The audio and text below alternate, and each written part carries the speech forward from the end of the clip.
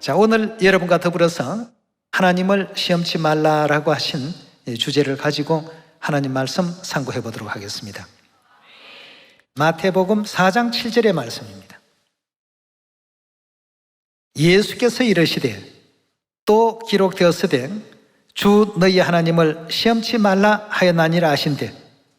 자, 여기 지금 보니까 사단이 이제 그 높은 데서 뛰어내리라, 그러면 당신이 갇히지 않게 하나님께서 능히 할 수 있지 않느냐, 이런 것으로 이제 하나님의 그 능력을 시험하는 시험을 걸어왔을 때 예수님께서는 단호히 주 너희 하나님을 시험치 말라 하신 말씀을 주셨습니다. 이 장면이 신명기 6장에도 동일하게 나타나고 있는데요, 신명기 6장 16절의 말씀 보겠습니다. 너희가 마사에서 시험한 것 같이 너희의 하나님 여호와를 어떻게 하라고요? 하나님을 절대 우리가 시험해서는 안 된다고 했습니다. 하나님은 어디까지나 우리 믿음의 대상이지 시험의 대상이 아니다는 것을 꼭히 명심을 해야 되겠습니다. 그럼 마사에서는 어떤 일이 있었길래 이런 교훈의 말씀이 계신지 출애굽기 17장 1절의 말씀 함께 보겠습니다. 이스라엘 자손의 온 회중이 여호와의 명령대로 신 광야에 있었더나 그 노정대로 행하여 르비딤에 장막을 쳤으나 백성이 마실 물이 없는지라. 백성이 모세와 다투어 가로되 우리에게 물을 주어 마시게 하라. 모세가 그들에게 이르되 너희가 어찌하여 나와 다투느냐? 너희가 어찌하여 여호와를 시험하느냐?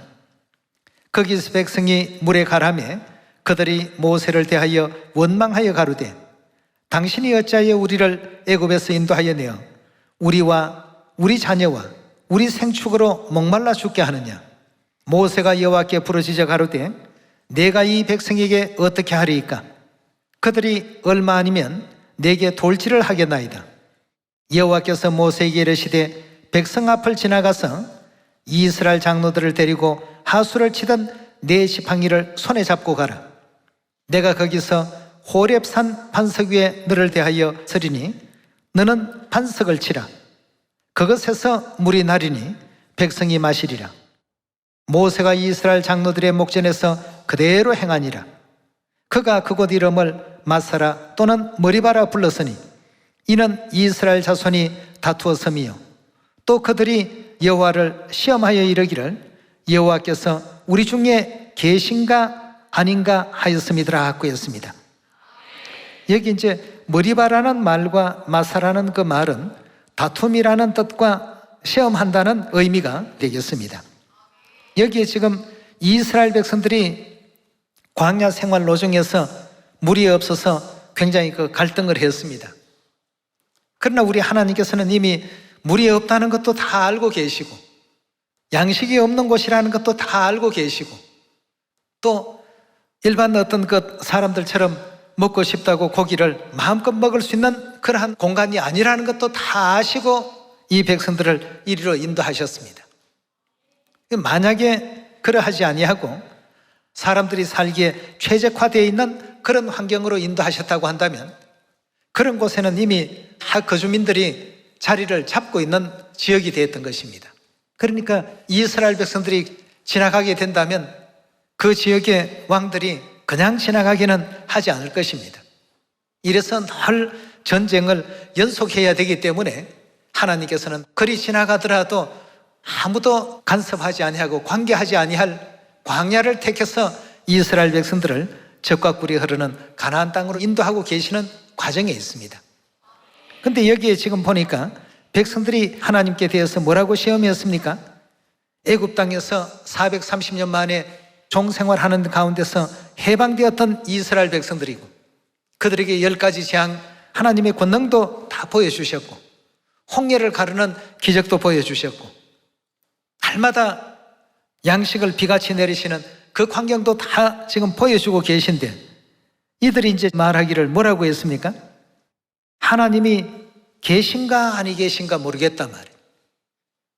그 물 한 번 풍족하게 먹지 못했다고 해서 우리 하나님이 진짜 계신지 안 계신지 모르겠단 말이에요.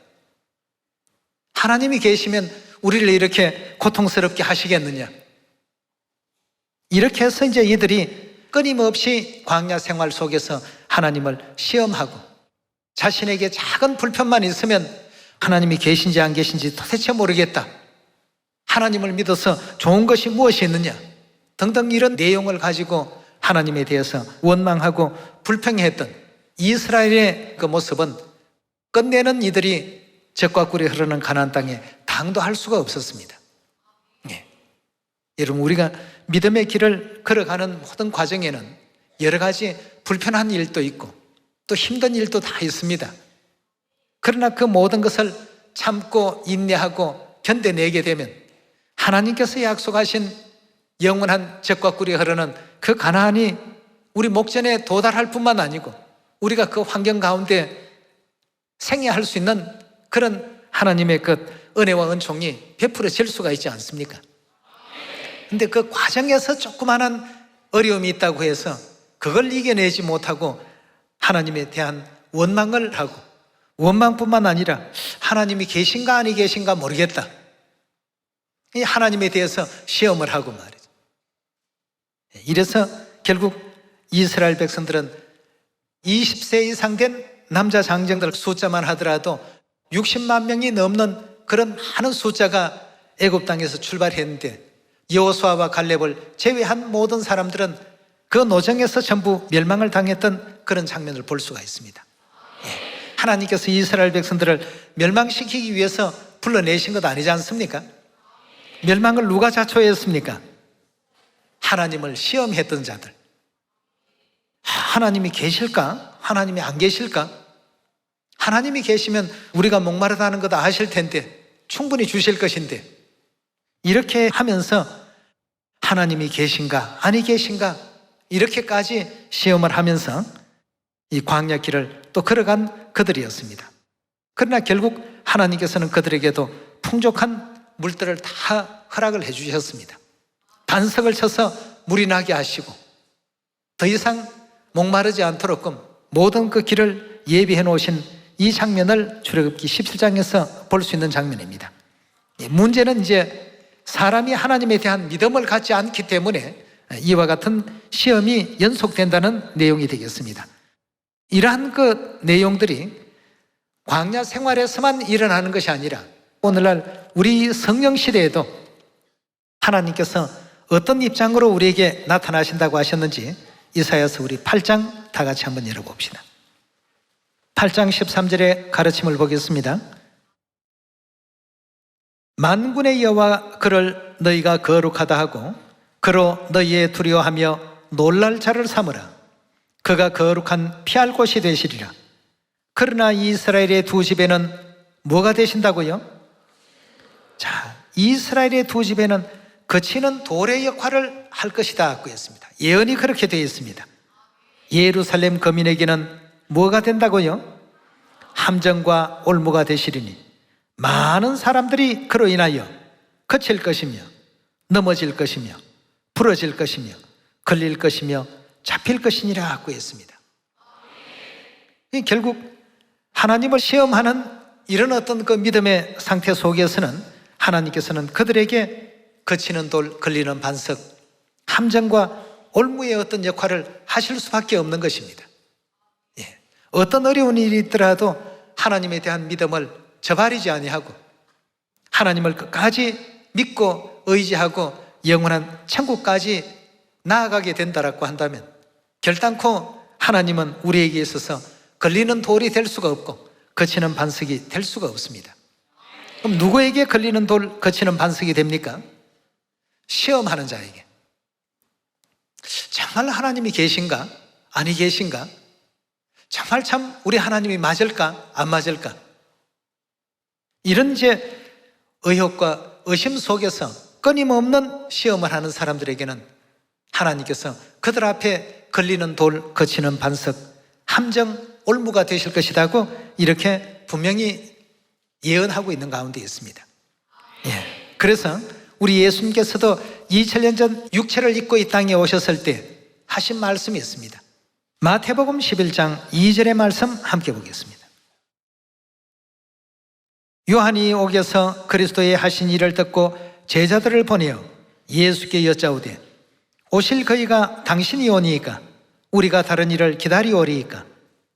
예수께서 대답하여 가르사대 너희가 가서 듣고 보는 것을 요한에게 고하되 소경이 보며 안전뱅이가 걸으며 문둥이가 깨끗함을 받으며 귀머거리가 들으며 죽은 자가 살아나며 가난한 자에게 복음이 전파된다 하라. 누구든지 나를 인하여 어떤 자가요? 실족하지 아니하는 자는 복이 있도다 하시니라 하고 했습니다. 왜 이런 말씀을 주셨냐 하면 걸리는 돌, 거치는 반석, 함정과 올무의 어떤 역할로서 이 땅에 오셨기 때문에 그 누구든지 믿음을 베드로와 같이 주여 영생의 말씀이 계심에 우리가 위계로 가오리까 이렇게 온전한 믿음으로서 굳혀져야 되는데 그러지 아니하고 어떻게 보니까 예수님은 사람 같기도 하고 아버지도 있고 엄마도 있고 또 육신의 가족들도 있고 하나님이신데 어떻게 육신의 가족이 있지? 이런 이제 생각도 자꾸 들어오고 말이죠. 그래서 우리 예수님께서 무슨 말씀을 주셨습니까? 누구든지 나를 인하여 실족하지 아니하는 자가 복이 있다 하고 했습니다. 그럼 베드로와 그 제자들에게 예수님께서 너희는 나를 누구라 하느냐라고 했을 때 베드로는 여지없이 말씀을 드렸습니다. 주여 영생의 말씀을 갖고 이 땅에 오신 주는 그리스도시요 살아계신 하나님의 아들이 아니시니까 우리가 그렇게 믿고 이미 알고 있습니다. 예수님께서 굉장히 기뻐하셨습니다. 바요나 시모나 네가 참 복이 있는 사람이구나. 이를 내게 알게 한 이는 이 땅의 사람이 아니다 말이죠. 하늘에 계신 아버지께서 이것을 알게 하신 것이다 말이죠. 그러므로 그 정도의 어떤 신뢰할 수 있는 사람이니까 나는 이게 천국 열쇠를 맡기겠다.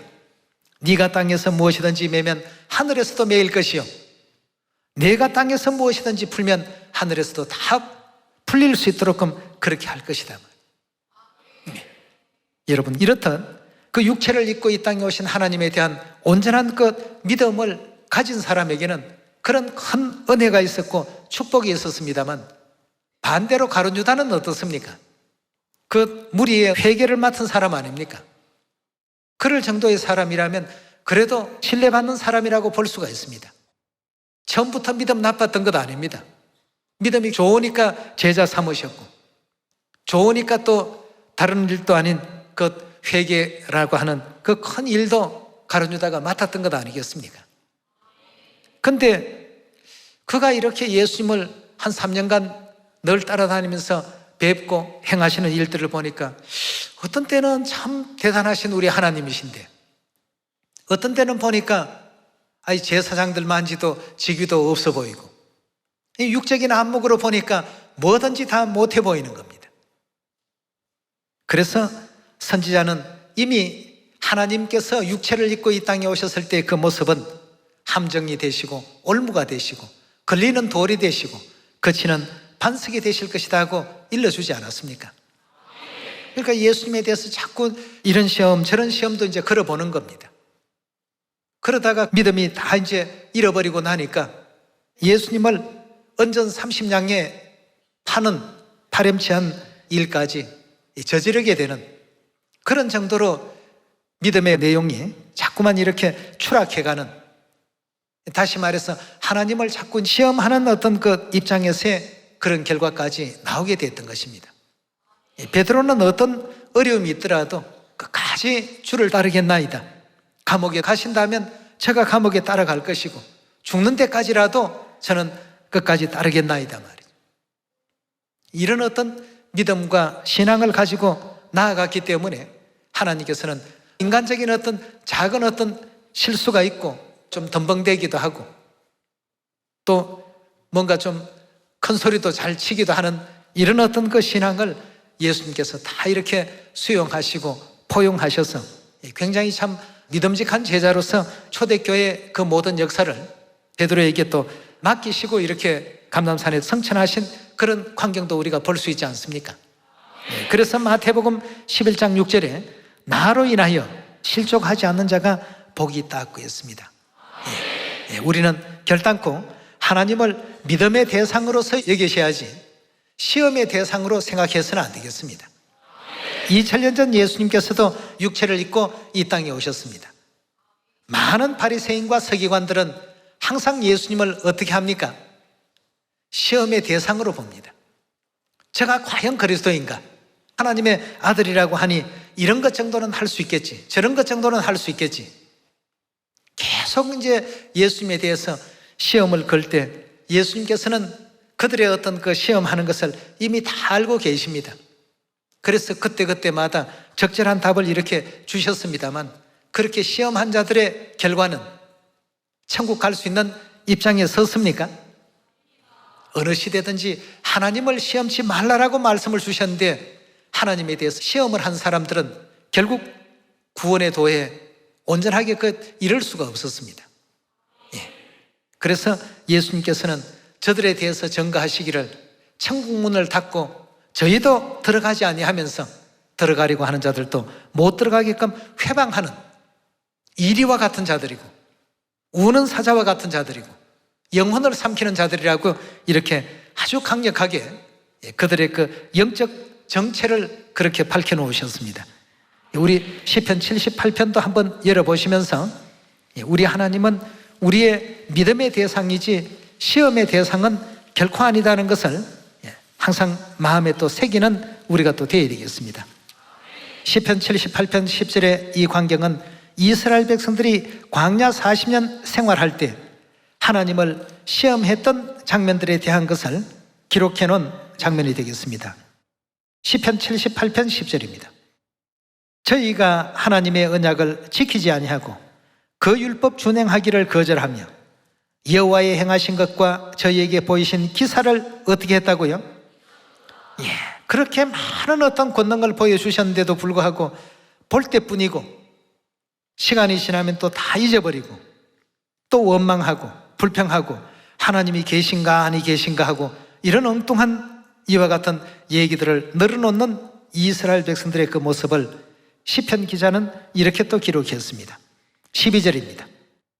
옛적에 하나님이 애굽 땅 소안들에서 기이한 일을 저희 열조의 목전에서 행하셨으되 저가 바다를 갈라 물을 무더기같이 서게 하시고 저희로 지나게 하셨으며 낮에는 구름으로 또 온 밤은 화강으로 인도하셨으며 그러니까 구름 기둥과 불 기둥으로 인도하셨다는 뜻이죠. 15절의 말씀 보시면 광야에서 반석을 쪼개시고 깊은 수원에서 나는 것같이 저희에게 물을 흡족히 마시우셨으며 또 반석에서 시내를 내사 물이 강같이 흐르게 하셨으나 저희는 계속하여 하나님께 범죄하여 광야에서 지존자를 배반하였도다. 저희가 저희 탐욕대로 식물을 구하고 그 심중에 뭘 어떻게 했다고요? 하나님을 시험하더라고 했습니다. 양식이 없다고 또 원망과 불평을 하면서 그 중심에는 또 하나님을 시험했습니다. 하나님이 계신다면 이렇게 고생스러운 이런 어떤 행보를 시키실까?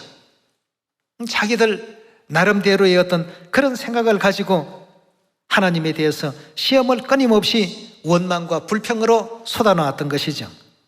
그래서 여호수아와 갈렙을 제외한 그 20세 이상의 장정들이 가나안 땅을 밟지 못했던 이유 중에 하나가 바로 이런 대목들이었습니다. 이런 그림자적인 역사가 있기 때문에 이런 부류에는 우리가 속해서는 안 되겠습니다. 19절의 말씀 봅니다. 그뿐만 아니라 하나님을 대적하여 말하기를 하나님이 광야에서 능히 식탁을 준비하시랴. 하나님께서 어떻게 이렇게 많은 사람들에게 양식을 먹이실 수 있는 능력이 있으랴 말이죠. 전부 하나님을 시험하는 겁니다. 그러니 하나님께서 40년간 그들에게 엄청난 양의 양식을 매일같이 쏟아 부어주지 않으셨습니까? 저들은 어떤 시험을 했다고요? 하나님이 광야에서 능히 식탁을 준비하시랴. 우리한테 먹을 걸 제대로 제공해 줄 수 있으랴 말이죠.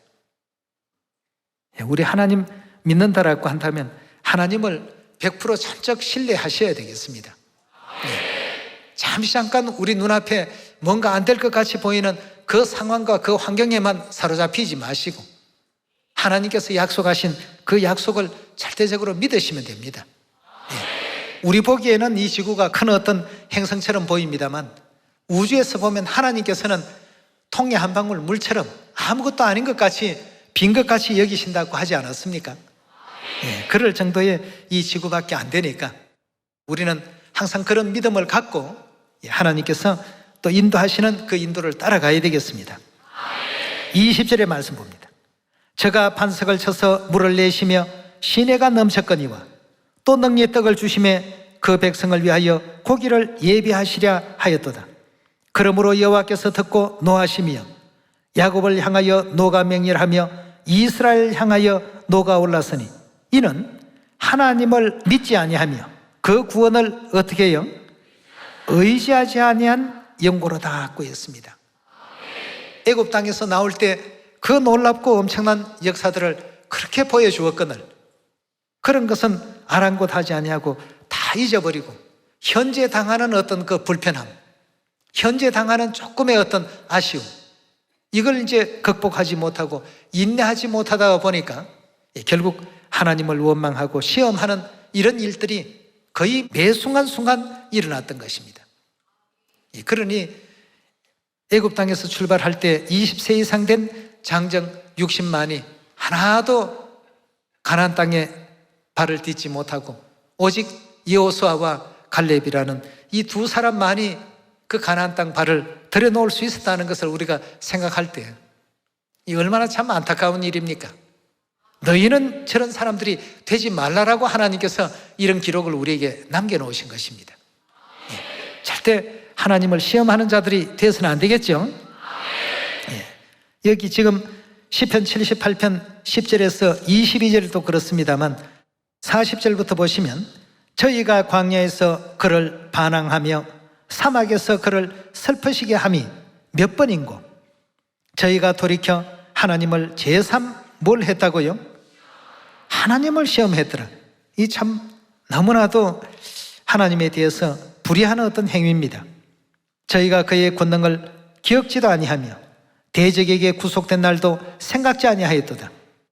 그때 하나님이 애굽에서 그 징조를 소환들에서 그 기사를 나타내사 저희의 강과 시내를 피로 변하며 저희로 마실 수 없게 하시며 파리떼를 저희 중에 보내어 물게 하시고 개구리를 보내어 해하게 하셨으며 저희 토산물을 황충에게 주시며 저희의 수고한 것을 메뚜기에게 주셨으며 저희 포도나무를 우박으로 저희 뽕나무를 서리로 죽이시며 저희 가축을 우박에 저희 양떼를 번갯불에 붙이셨으며 그 맹렬한 노와 분과 분노와 고난과 또 벌하는 사자들을 이 벌하는 사자들이 있습니다.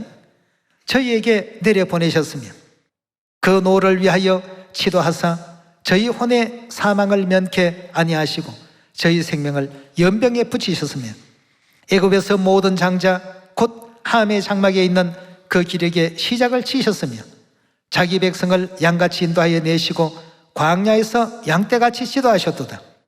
저희를 안전히 인도하시니 저희의 두려움이 없었으나 저희 원수는 바다에 엄몰되었도다. 저희를 그 성소의 지경 곧 그의 오른손에 취하신 산으로 인도하시고 또 열방을 저희 앞에서 쫓아내시며 줄로 저희 기업을 분배하시고 이스라엘 지파로 그 장막에 거하게 하셨도다. 그럴지라도 이런 많은 능력을 하나님께서 보여주셨을지라도 저희가 지존하신 하나님을 어떻게 했다고요? 또 시험하고 반항하며 그 정거를 지키지 아니하였더라고 했습니다. 이스라엘 백성들이 광야에서 멸망당하게 된 여러 어떤 이유를 이 시편에서 이렇게 또 기록을 하고 있습니다. 결국 하나님을 시험하는 자들은 광야에서 다 멸망받았다는 이와 같은 내용이 아니겠습니까? 그럼 왜 이들이 시험할 수밖에 없다고 되어 있습니까? 우리 좀 전에 시편 78편 말씀을 보니까 하나님을 믿지 아니하고 그 모든 권능도 기억지 아니하고 하나님께서 행하신 그 모든 역사를 하나도 마음 가운데 담아놓지를 못했습니다. 오늘날 이 시대를 살아가는 수많은 인류 인생들이 구원받기를 원하고는 있습니다. 천국이라는 좋은 곳으로 가기를 바라고는 있지만 그러자면 하나님을 시험하는 믿음이 아니라 하나님을 믿는 믿음을 가지고 천국으로 나아가야 안 되겠습니까? 베드로전서 5장 8절의 말씀 보겠습니다. 근신하라 깨어라 너희 대적 마귀가 우는 사자같이 두루 다니며 삼킬 자를 찾나니. 자, 이 마귀가 두루 다니며 삼킬 자를 찾고 있습니다. 어떤 자를 사단이 제일 쉬운 먹이로 생각합니까? 시험이 들어있는 사람. 이런 사람이 이제 우는 사자 같은 이 마귀가 삼킬 대상이 되는 것입니다. 그러니 9절의 말씀 보겠습니다. 너희는 뭘 굳게 하라고요? 하나님에 대한 믿음을 굳게 하고 저를 대적하라. 이는 세상에 있는 너희 형제들도 동일한 고난을 당할 줄 알미니라.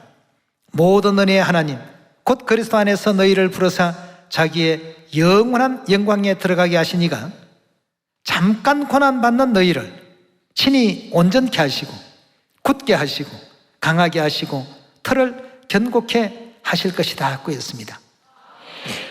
이 잠깐 고난이라는 것은 모두에게 다 있습니다. 누구는 덜 고난스럽고 누구는 고난이 많고 그렇지가 않습니다. 많은 것을 가진 사람은 많은 것을 가진 대로 고통스럽고 없는 사람은 없는 가운데서 또 고난이 있습니다. 이런 우리 하나님의 그 뜻을 우리 모든 시온의 자녀들은 잘 이해하셔서 시험에 들지 않도록끔 우리 모두가 또 노력해야 되겠고 우리의 그 영혼을 천국에서 멀어지게 하고 하나님에게서 멀어지게 하는 배반케 하려 하는 이런 어떤 사단의 시험에 결단코 우리가 빠져서는 안 되겠죠. 시험에 빠지는 자가 되어서도 안 되겠지만 하나님을 시험하는 자는 더더군다나 되어서는 안 됩니다. 야고보서 우리 1장 보도록 하겠습니다. 야고보서 1장 12절입니다. 시험을 참는 자는 뭐가 있다고요? 여기서 참는다라고 하는 것은 견딘다는 뜻입니다. 그 욥도 보니까 시험을 어떻게 했습니까? 잘 견뎌냈습니다. 주시는 이도 하나님이시요 거두시는 이도 하나님이신데 하나님께서 주셨다가 하나님께서 거두어 가시는데 그게 뭐 하나님을 원망할 일이 되겠느냐. 또 몸을 쳐서 여러 가지 그 괴로움과 고통 중에 있을 때 하나님을 저주하고 차라리 돌아서라, 또 차라리 죽어버리라, 이런 등등의 악한 얘기를 그 아내로부터 들었을 때에도 그 하나님께서 이날까지 많은 축복을 주셨는데 재앙도 하나님께서 주시는 것이라면 받아야 되지 않겠느냐 말이죠.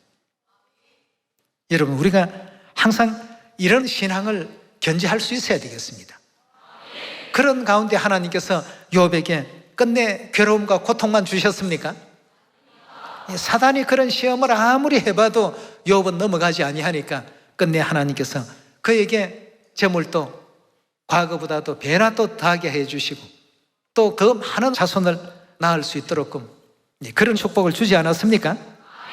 그래서 시험을 참는 자, 즉 시험을 견뎌내고 이기는 자, 이런 사람이 복이 있다고 야고보서 1장 12절에는 설명하고 있습니다. 계속 말씀 보겠습니다. 이것에 옳다 인정함을 받은 후에 주께서 자기를 사랑하는 자들에게 뭘 주신다고요? 약속하신 생명의 멸류관을 얻을 것임이니라고 했습니다. 시험을 이기는 사람은 생명의 멸류관을 얻습니다. 이 생명의 멸류관을 가진 사람들이 가는 곳이 어디죠? 영원한 영생이 있는 나라 천국 아니겠습니까? 시험을 이겨야 천국 갈 수 있다는 뜻입니다. 예수님께서 시험에서 이기셨고 또 창세기 22장에 아브라함도 시험에서 이기셨고 또 욥도 시험에서 이기셨고 모든 그 믿음의 선진들이 걸어간 그 삶 속에 시험이 없는 사람이 없었지만 그런 어떤 당하는 시험 가운데서 작은 것 때문에 하나님을 원망하고 하나님을 배반하고 또 하나님에 대한 신앙을 버려버리고 이런 사람은 없었습니다. 이 가룟 유다 같은 경우는 좀 특이한 어떤 케이스가 되긴 했습니다만 우리는 결단코 그런 경우가 되어서는 안 된다는 어떤 본보기로 성경 가운데 또 기록되어 있는 것 아니겠습니까? 오늘 이 시간을 통해서 주 너희 하나님을 시험치 말라라고 예수님께서 사단을 물리치실 때 주셨던 그 말씀과 신명기 6장에서 너희 하나님을 시험치 말라라고 강하게 이렇게 강조하신 그 내용의 말씀들을 항상 육비에 또 아로새겨서 베드로와 같이 주는 그리스도시요 살아계신 하나님의 아들이시니다. 주께서 오게 가시면 저도 오게 따라갈 것이고 죽는 데 가시면 죽는 데도 따라가겠습니다 말이죠. 또 그런 신앙 속에 이 땅 위에 성령과 신부로 육체의 옷을 입고 이 성령 시대에 우리 자녀들을 구원하기 위해서 오신 우리 하나님의 그 모습을 우리가 바라볼 때에도 어떤 모습으로 바꾸고 오시더라도 그렇게 알아볼 수 있는 여러분과 제가 되셔야 되겠고요. 이런 어떤 신앙을 가지고 아버지 어머니 그 길을 끝까지 또 따를 수 있는, 그렇게 해서 끝내는 영원한 천국 도달할 수 있는 우리 하늘 가족들 다 되어주시기를 다시 한번 부탁드립니다. 시험을 이기려면 믿음을 가져야 됩니다. 하나님에 대한 신뢰를 가져야 되고, 사단은 언제나 항상 우리에게 그럴듯한 어떤 내용을 가지고 접근을 할 수밖에 없습니다. 창세시대부터 그런 역할이라는 것을 성경은 우리에게 알려주셨고 미리 다 보여주셨습니다. 이 믿음의 광야 길을 걸어가면서 잠시라도 주춤거리지 마시고 끝까지 아버지 어머니 모시고 함께 동행하는 우리 천국길이 꼭 되시기를 다시 한번 부탁드리면서 말씀 마치도록 하겠습니다. 감사합니다.